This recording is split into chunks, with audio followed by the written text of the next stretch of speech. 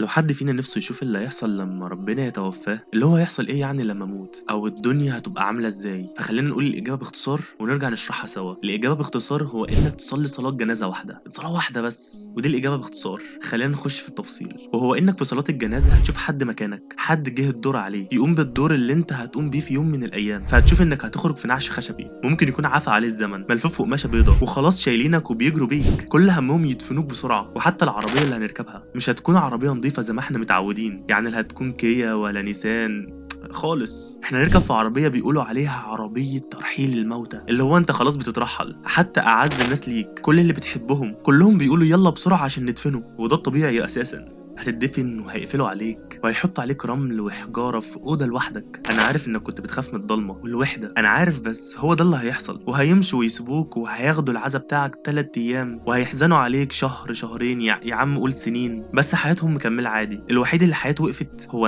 انت اللي بتتحاسب يوميا، اما في نعيم او بتتعذب كل لحظه بدون راحه. انا حكيت لك النص اللي فوق، لكن لو عايزة ننزل تحت ونشوف اللي هيحصل تحت في القبر يعني، فانت كده مش محتاج صلاه جنازه، انت محتاج تفتح احاديث النبي صلى الله عليه وسلم والقران الكريم. وخلينا نبدا الحكايه من ساعه ما اهلك مشيوا وانت كنت سامع صوت رجليهم على الارض. بعدها بيجي لك ملكان اسودان ازرقان شكلهم مرعب يخوف اي حد، وخصوصا انك لوحدك والدنيا ضلمه والموقف مهيب، فيقعدوك ويبداوا يسالونك كنت بتقول ايه على الراجل اللي اسمه محمد صلوات ربي وسلامه عليه. فلو انت كنت صالح وبتطبق سنه النبي صلى الله عليه وسلم هترد بكل ثقه وتقول انه عبد الله ورسوله. لكن لو ما كنتش صالح وعملك وحش هتهته زي اي حد فينا في امتحان شفوي وهو مش مذاكر بيقول ايه ما اعرفش. والكلام ده طبقه على باقي الاسئله اللي هنتسالها في القبر اللي احنا عارفينها.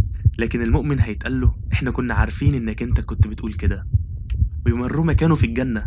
لكن اللي عمله صعب هيفضل يقول ما اعرفش كنت بقول زي ما الناس كانت بتقول. فالملايكة هنا تقول له انت لو كنت تعرف حاجة ولا دريان بحاجة، ويضربوه ضربة بمطرقة حديد من صعوبتها بيصرخ صرخة يسمعها أهل السماء وأهل الأرض إلا الإنس والجن. ومن صعوبة العذاب النبي صلى الله عليه وسلم قال لولا إني خايف عليكم إنكم ما تدفنوش كنت دعوت ربنا يسمعكم أصوات من عذاب القبر. وبس كده يا سيدي، هتفضل عايش على الحال ده ليوم القيامة، إما عذاب مستمر أو نعيم مستمر.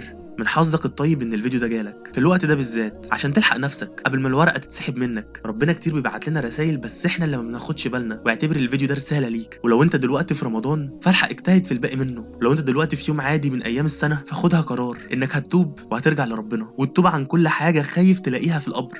لحد هنا قلت اللي عندي. بحبك في الله، منساش توري الفيديو ده لكل اللي تعرفه عشان تكون شريك معايا في الاجر. اتفقنا؟ يلا سلام.